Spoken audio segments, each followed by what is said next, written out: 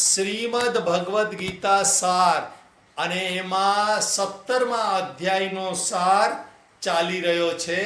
એમાં થોડુંક બાકી છે શ્રદ્ધાત્રય વિભાગ યોગ, અને એમાં આપણે શ્રદ્ધાના 3 પ્રકાર જોયા, આહારના 3 પ્રકાર જોયા, યજ્ઞના 3 પ્રકાર જોયા, અને તપ 3 પ્રકારનું શારીરિક, વાચિક અને માનસિક, આ 3 પ્રકારનું તપ જોયું. હવે આ 3 પ્રકારનું તપ પાછું 3 પ્રકારમાં થાય છે. એટલે ઉપરના 3 શરીરનું, વાણીનું અને મનનું તપ જો કોઈ પણ ફળની આશા કર્યા વગર પૂર્ણ શ્રદ્ધાપૂર્વક આચરાય તે સાત્વિક છે. સાત્વિક કોને કહેવાય? તો કે કોઈ પણ કોઈકનો ઓડિયો ઓન છે. તેજલબેનનો ઓડિયો ઓન દેખાય છે. તેજલબેન, હા. એટલે જે શરીરનું, વાણીનું ને મનનું તપ કીધું. શરીરનું તપ એટલે શું? તો કે દેવ, ગુરુ અને જ્ઞાની કે બ્રાહ્મણનું શારીરિક સેવા કરવી, બ્રહ્મચર્યનું આચરણ કરવું અને અહિંસાનું પાલન, ઋજુતા અને પવિત્રતા રાખવી, પરંતુ ફળની આશા વગર, એને સાત્વિક તપ કહેવાય છે. અને પૂર્ણ શ્રદ્ધાપણે ગુરુની સેવા પૂર્ણ શ્રદ્ધાથી, જ્ઞાનીની સેવા પૂર્ણ શ્રદ્ધાથી, પવિત્રતા પણ પૂર્ણ. પવિત્ર રહેવાથી શું લાભ છે? વહેલા ઉઠીને શું લાભ છે? નાહી ધોઈને બધું કામ કરીને શું લાભ છે? કંઈ નહીં, શ્રદ્ધા. તો એને સાત્વિક તપ કહેવાય છે. બ્રહ્મચર્યનું પાલન શેના માટે કરવાનું? કંઈ નહીં, ફળની આશા કોઈ નહીં. સંયમ શેના માટે કરવાનું? ફળની આશા કોઈ નહીં. શેના માટે? પ્રશ્ન જ નહીં. Not to question why but to do or die. Not to question why, but to do or die. આને કહેવાય સાત્વિક તપ. શાસ્ત્રએ કીધું છે, ગીતાએ કીધું છે, કરવાનું. ફળ દેખાય કે ન દેખાય, કરવાનું. એટલે એને સાત્વિક કહેવાય. પછી રાજસિક તપ, તો કે માન, સત્કાર અને પૂજા માટે દંભથી જે ઉપરના 3 એટલે કે શારીરિક, વાચિક અને માનસિક તપ કરે એને રાજસિક કહેવાય.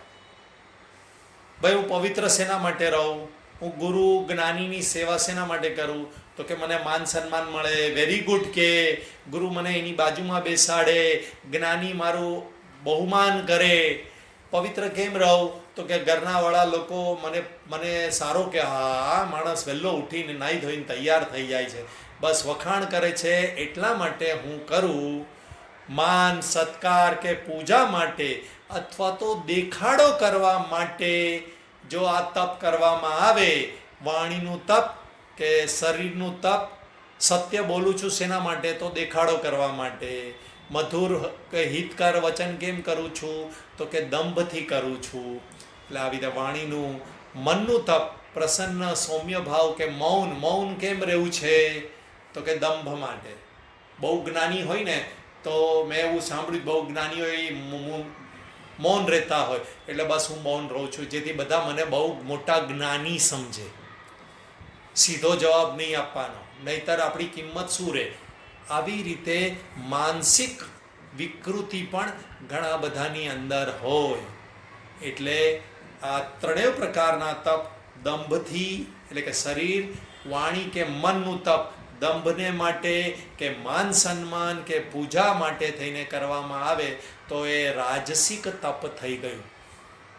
પછી આવે છે તામસિક તપ.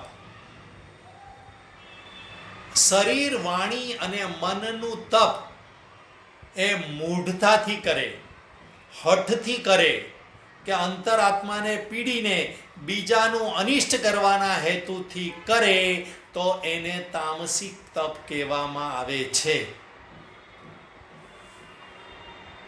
ગુરુ, જ્ઞાની, બ્રાહ્મણની સેવા કરે, પવિત્રતા રહે, બ્રહ્મચર્યનું આચરણ કરે, તો કે હઠથી, બસ બીજાને હેરાન કરવા. અરે બ્રહ્મચર્યનું પાલન પતિ પત્નીએ સાથે મળીને પ્રેમથી કરવાનું હોય, પણ નહીં હેરાન કરવા માટે. બીજાને હેરાન કરવા, ભલે મને દુઃખ પડે, ભલે મને તકલીફ પડે, ભલે મારી વાણી બંધ કરવી પડે, પરંતુ બીજાને તકલીફ પડે એના માટે હઠથી અથવા તો મૂઢતાથી, મૂઢ હોય ને એ પણ આવા કાર્યો કરે. મૂઢ એટલે ખબર છે, શાસ્ત્ર ખબર છે, પરંતુ હું ઉલટો જ વ્યવહાર કરીશ, એને તામસિક તેપ કહેવાય. અને ઉલટા વ્યવહારમાં એ પોતે પણ દુઃખી થતા હોય, એને મૂઢતા કહેવાય. અને ગીતામાં ઘણી બધી વાર કીધું, સમ્મૂઢ વિમૂઢ વિમૂઢા નાનું પશ્યંતી પશ્યંતી જ્ઞાન ચક્ષુષ. એવી રીતે વિમૂઢ વિશેષ રીતે મૂઢ થયેલો, સમ્મૂઢ સારી રીતે મૂઢ થયેલો. એટલે મૂઢતાથી કરવામાં આવેલા ઉપરના શરીર, વાણી અને મનના તપને તામસિક તપ કહેવામાં આવે છે. હઠથી બસ હું નહીં કરું એટલે નહીં કરું, બસ હઠથી. હું ઘરવાળાની સેવા નહીં કરું પણ ગુરુની સેવા કરીશ, હઠથી. ઘરવાળાને હેરાન કરવા માટે આશ્રમોમાં વયા જાય કે આખો દિવસ બહાર ફરતા હોય ગુરુઓની સાથે સાથે, તો એને પણ તામસિક તપ કહેવામાં આવે. ઘરવાળા નારાજ હોય અને તમે કોઈની સેવા કરવા જાઓ તો એ તામસિક તપ છે. પોતાના કર્તવ્યનું પાલન કરી અને પછી તમે ગમે તેટલી સેવા કરો, તમને કોઈ રોકશે પણ નહીં અને કોઈ તમારાથી દુઃખી નહીં થશે, અને કોઈ તમારા તરફ ઈર્ષા કે દ્વેષ કે નિશાસા પણ મોકલશે નહીં. એટલે અંતરાત્માને પીડવાનું પણ નહીં, પોતાને કષ્ટ પડે તો એ દોડે રાખે. ઘણા બધા આવા જોવામાં આવશે, સંન્યાસીની પાછળ પોતાની તબિયત ના સારી હોય પરંતુ દોડે રાખે, તો એવું પણ નહીં કરવાનું. અથવા બીજાનું અનિષ્ટ કરવાના હેતુથી આ ત્રણ શરીર, મન અને વાણીના તપ કરે, તો આને આ 3 પ્રકારના તપ થયા.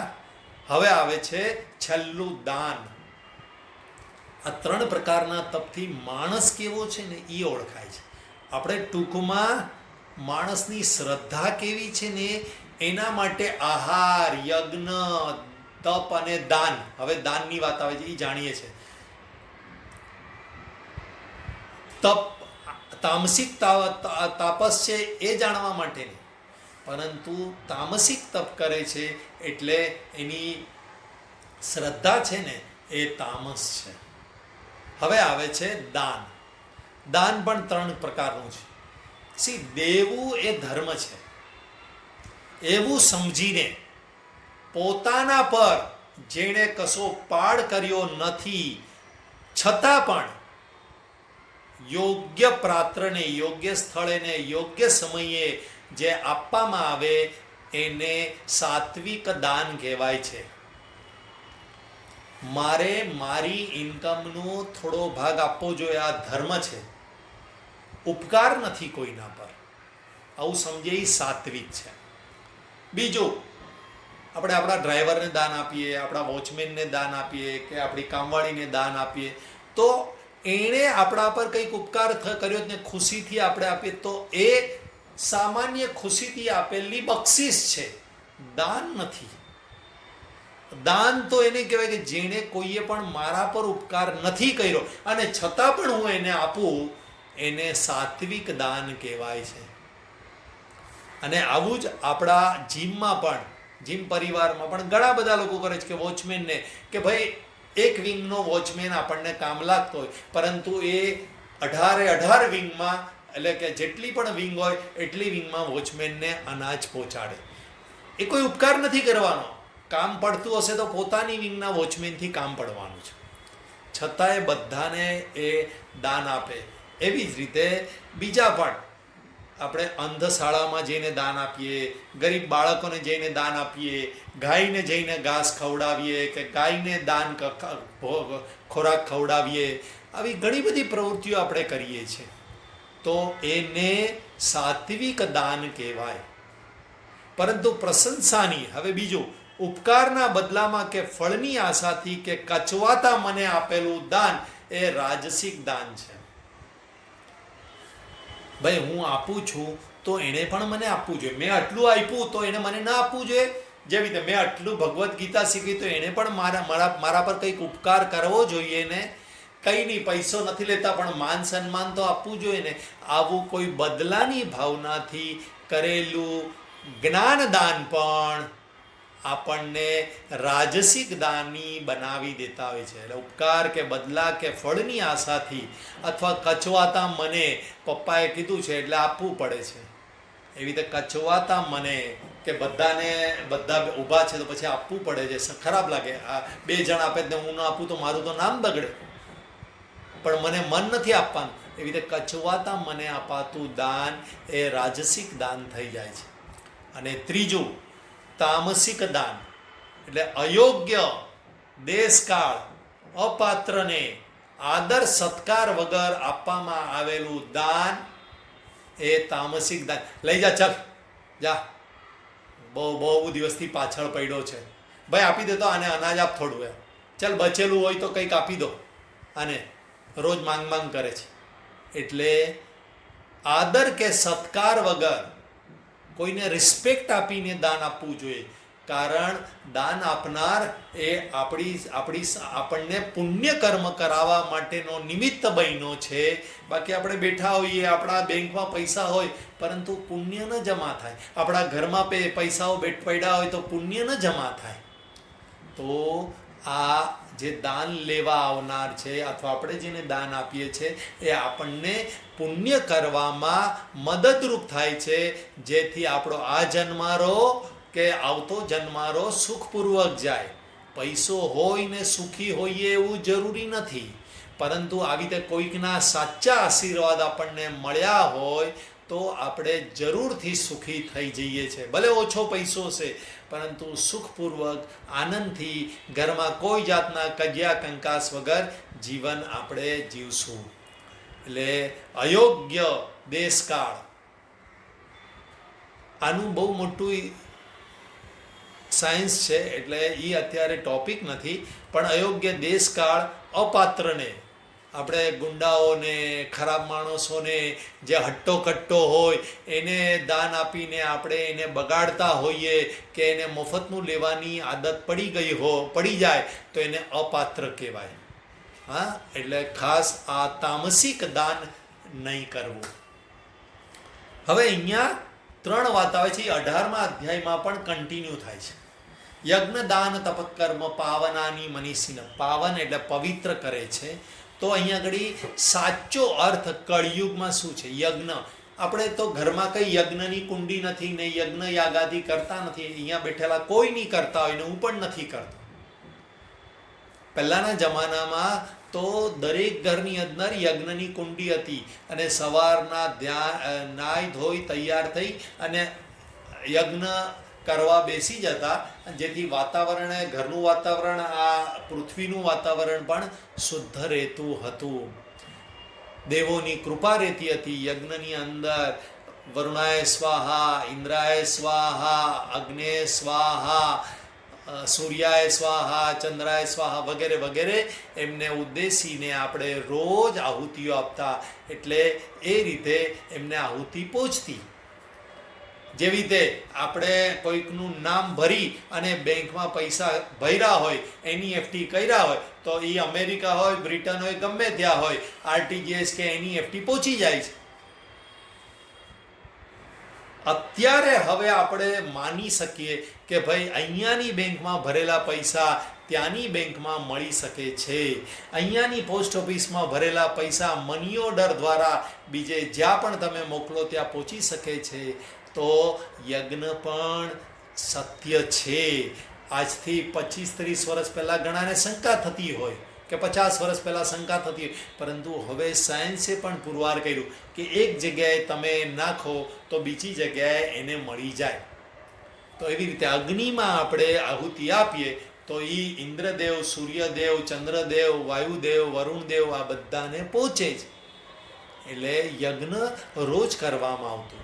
તો હવે શું કરવું? કારણ શું? યજ્ઞ દાન તપક કર્મ પાવનાની મનીષીના 18મા અધ્યાયમાં છે. તો યજ્ઞ એટલે બીજાની સેવા. 3જા અધ્યાયથી ભગવાન આ અર્થ સમજાવી રહ્યા છે ચોથા અધ્યાયમાં ઘણો વિસ્તાર કર્યો, ઘણા બધા પ્રકારના યજ્ઞ કીધા, અને પછી યજ્ઞ શબ્દ કન્ટિન્યુઅસ ભગવાન વાપરે છે. તો અર્જુન તો કુંડી લઈને બેસવાનો નથી યુદ્ધના મેદાનમાં, તો યુદ્ધના મેદાનમાં એને શું યજ્ઞની વાત કરવી? તો સાચો અર્થ અર્જુન માટે ને આપણા માટે એ છે કે તું યુદ્ધ કર આ ધર્મની સેવા કરવા માટે, ધર્મને બચાવવા માટે, અને ભવિષ્યની પેઢીની સેવા કરશે તું યુદ્ધમાં, અધર્મીઓનો નાશ કરશે તો આગળની પેઢી સુધી અધર્મ પાસોન થશે નહીં. આ સેવા છે, યુદ્ધ એ પણ સેવા બની ગઈ એવું ભગવાન કહે છે. તો એવી જ રીતે બીજાની સેવા કરવી એ યજ્ઞ છે. બીજું તપ. તપમાં ઘણા બધા લોકો એવું માનતા હોય છે કે શરીરને કષ્ટ આપો તો જ તપ કહેવાય, બાકી કોઈ તપશ્ચર્યા ન કહેવાય. એક સ્થાન પર બેસી રહો, ભલે શરીર દુખતું હોય, ઉપવાસ કરો, ભલે પેટમાં ગડગડ ગડગડ થતું હોય, તો એ તપની શરૂઆત છે. તપ નથી એવું નહીં, પરંતુ માત્રામાં એ બહુ ઓછું કહેવાય. તો મુખ્ય તપ શું છે? તો કે હંમેશા પ્રસન્ન રહેવું એ મુખ્ય તપ છે. આ અઘરું કીધું તમે યાર, બધું કહો યાર, પણ પ્રસન્ન કાયમ રહેવું બહુ અઘરું છે યાર. બસ એટલે જ તપશ્ચર્યા કહેવાય. અરે પણ આપણે કંઈ કરતા ન હોય તોય આપણને ચાવી મારે રાખે, ચાપ દાબે રાખે, પછી કેવી રીતે પ્રસન્ન રહેવાય? તપ છે એટલે જ એને તપ કહેવાય છે. શ્રેષ્ઠ તપ એ છે બધું કરી શકે, લોકો દાન કરી શકે, સેવા કરી શકે, પણ કાયમ પ્રસન્ન રહેવું એ બહુ અઘરું છે. કાયમ પ્રસન્ન રહેવું, સારું હોય તોય પ્રસન્ન, ખરાબ હોય તોય પ્રસન્ન, આ તપ છે. આમ તો મનુષ્ય જ હસી શકે, ખુશી મનાવી શકે, પરંતુ એ અઘરું બની ગયું છે. અને એટલા માટે તપનો સાચો અર્થ છે હંમેશા પ્રસન્ન રહેવું. શરીર ખરાબ હોય, સ્વજનો ખરાબ હોય, પૈસાનું નુકસાન થયું હોય, કંઈ પણ હોય, પ્રસન્ન રહેવું એ જ ખરા અર્થનું તપ છે. એટલે તપના સૂક્ષ્મ અર્થો આજના જમાના પ્રમાણે એ સમજાવે છે. અને દાન એટલે, તો દાન એટલે ભગવાનની ચીજ તેની છે, ભગવાનની છે, અને ભગવાનના બનાવેલા જરૂરિયાતમંદ લોકોને આપવી એ જ દાન છે. મારી નથી. મારી પાસે જે અન્ન આવ્યું છે, જે પૈસો આવ્યો છે, જે ઘર આવ્યું છે, એ મારું નથી. મારી શક્તિથી કંઈ પ્રાપ્ત થઈ શકે એમ નથી. ભગવાનની કૃપા વગર આ આવી શકે એમ જ નથી. અરે એક અન્નનો કોળિયો મોઢામાં ન જાય ભગવાનની કૃપા વગર, તો પૈસો લાખો કરોડો રૂપિયાની તો ક્યાં વાત કરવાની. એટલે દાન એટલે આવી સમજ કે ભગવાનની ચીજ મારી પાસે છે અને તેને પાછી આપવી. એટલે તેને એટલે કોને? તો કે ભગવાનના બનાવેલા બાળકોને, જીવોને પાછી આપવી, જરૂરિયાતમંદ જીવોને પાછી આપવી, તેને દાન કહેવાય. આપણે પૈસો હોય છે, વાપરીએ પણ છે, પણ કોની પાછળ? સગા સંબંધીઓ સાથે મોજ કરવા માટે, પુત્ર પુત્રી માટે પાછળ છોડી જવા માટે. આ બિલકુલ દાન નથી. દાન તો જરૂરિયાતમંદ દરિદ્ર નારાયણ કહેવાય એને આપવું એ જ દાન છે. એટલે યજ્ઞ, દાન અને તપ કેવી રીતે આપવું? તો કે ઓમ તત્ સત ના ઉચ્ચારણથી કરવામાં આવે તો તે આપણને પવિત્ર કરી દે છે. ઓમ તત્સત, આ તમે ઘણી બધી વાર શબ્દ સાંભળ્યો છે, ઘણા બધા મંદિરોમાં પણ લખ્યો હોય. તો આ ત્રણનો અર્થ શું થાય છે? ઓમ. ઓમ એ પરમાત્માનું નામ છે. બ્રહ્માજી, બ્રહ્મા, વિષ્ણુ, મહેશ વગેરેને પણ ઓમ નામથી ઉચ્ચારવામાં આવે છે. તત એટલે ઓમ એટલે સગુણ બ્રહ્મ, એટલે કે બ્રહ્માજી કે જે બ્રહ્મા, વિષ્ણુ, મહેશ કે જે આ સૃષ્ટિનું સર્જન, પાલન અને સંહાર કરે છે, તે કોણ છે? તત. તત એટલે તે બ્રહ્મ છે અને તે જ સત છે. ઓમ તત્ સત, અને તે જ એક સત્ય છે, બાકી બધું મિથ્યા છે. એટલે બ્રહ્મા વિષ્ણુ મહેશ પણ બ્રહ્મ તત્વ છે, પરમાત્મા તત્વ છે, સત્ય તત્વ છે, સત્ય સનાતન તત્વ છે. અને બાકી અશ્રદ્ધાથી યજ્ઞ દાન અને તપ થાય તે અસત જ છે. એક જ પરમાત્માને ધ્યાનમાં રાખીને કરવામાં આવેલું યજ્ઞ દાન અને તપ, એટલે કે ઓમ તત્સતના ઉચ્ચારણથી કરવામાં આવેલું યજ્ઞ દાન અને તપ એ જ સાચા અર્થનું યજ્ઞ દાન તપ છે. શ્રદ્ધાથી કરેલું તપ છે, શ્રદ્ધાથી કરેલું યજ્ઞ દાન તપ છે, બાકી બધું અશ્રદ્ધા છે. આટલું આ 17મા અધ્યાયમાં ભગવાન આપણને સમજાવી ગયા. હવે 18મો અધ્યાય એટલે અંતિમ અધ્યાય, એટલે જ વેદ વ્યાસજીએ આનું નામ આપ્યું છે મોક્ષ સંન્યાસ યોગ.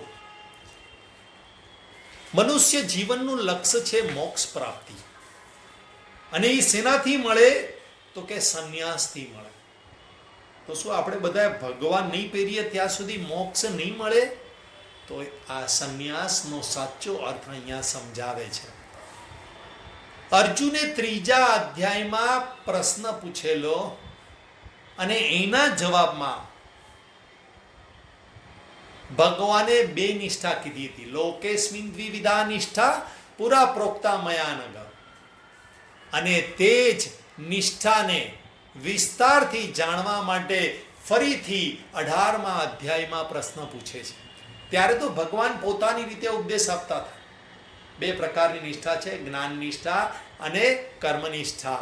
અને પછી એનો વિસ્તાર કરે છે, કર્મયોગનો વિસ્તાર કરે છે, ભક્તિ યોગનો વિસ્તાર કરે છે, અને અહીંયા સુધી જ્ઞાન યોગનો પણ વિસ્તાર કરે છે.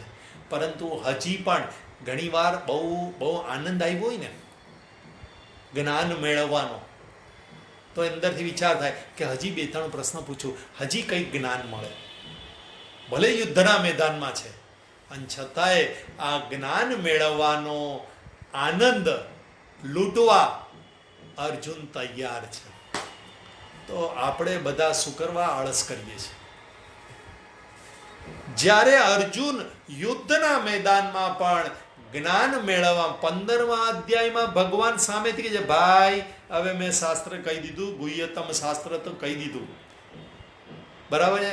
અને છતાં પણ ભગવાનને પણ અંદરથી થાય છે કે ચલો અર્જુનને હજી કંઈક થોડું ગુણત્રય વિભાગયોગ કીધો, પછી શ્રદ્ધાત્રય વિભાગયોગ કીધો, અને પછી પાછા ભગવાન ચૂપ થઈ ગયા.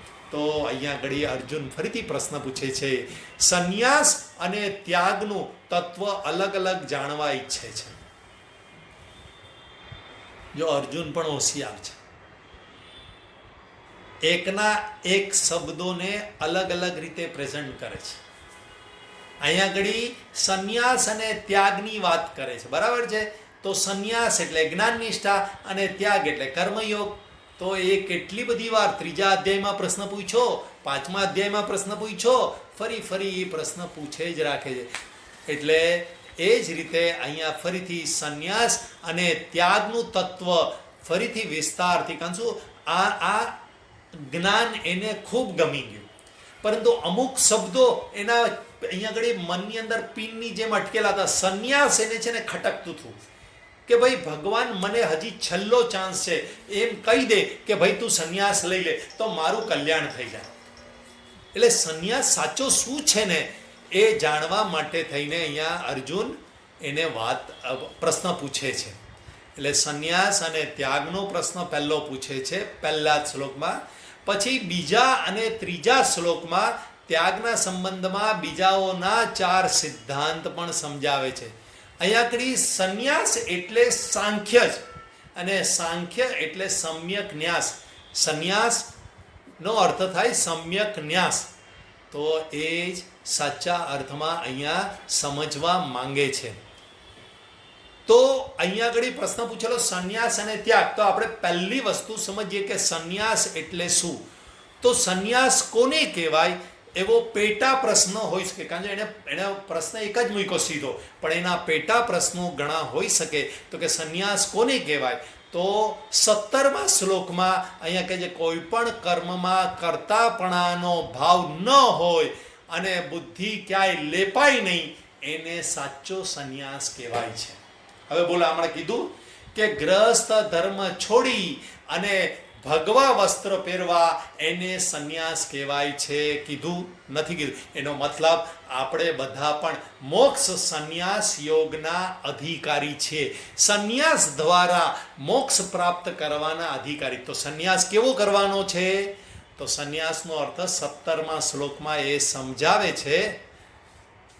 આ કલાવતી બેનનો વિડીયો ઓન છે જરા. હા, કોઈ પણ કર્મમાં કર્તાપણાનો ભાવ ન હોવો, હું કરું છું એવો ભાવ ન હોવો, અને બીજું બુદ્ધિ ક્યાંય ચીટકી ન જાય, લેપાઈ ન જાય, આસક્ત ન થઈ જાય, એને સંન્યાસ કહેવાય છે. બીજો પેટા પ્રશ્ન હોઈ શકે કે સંન્યાસનો ભાવ કેવો હોય? તો બીજો જવાબ આપે છે એ છે 20મા શ્લોકમાં કે સંપૂર્ણ વિભક્ત પ્રાણીઓમાં વિભાગ રહિત એક પરમાત્માને જોવું એવો ભાવ હોય, એને સંન્યાસનો ભાવ કહેવાય. ફરી એકવાર, સંન્યાસીનો ભાવ કેવો હોય? એટલે તમારો ને મારે, જો આપણે સંન્યાસી સાચા બનવું હોય તો આપણા મનની અંદર ભાવ કેવો હોવો જોઈએ? તો કે સંપૂર્ણ વિભક્ત, આ બધું ભેદવાળું છે જગત, અને આ વિભક્ત થયેલા બધા જીવો છે, અલગ અલગ દેખાતા જીવો છે, એની અંદર એક પરમાત્માને જોવું. સર્વમ ખલુ ઇદમ બ્રહ્મ વાસુદેવ સર્વમિતિ, આવું જોવું, એને સંન્યાસીનો ભાવ કહેવાય છે. આના પર, સંન્યાસ પર વિસ્તારથી આગળ વાત આપણે આવતા વર્ગમાં કરશું. ઓમ પૂર્ણમદઃ પૂર્ણમિદં પૂર્ણાત પૂર્ણમુદચ્યતે પૂર્ણસ્ય પૂર્ણમાદાય પૂર્ણમેવાવશિષ્યતે. ઓમ શાંતિ શાંતિ શાંતિ. હરિ ઓમ. શ્રી ગુરુભ્યો નમઃ. હરિ ઓમ. હરિ ઓમ બધાને.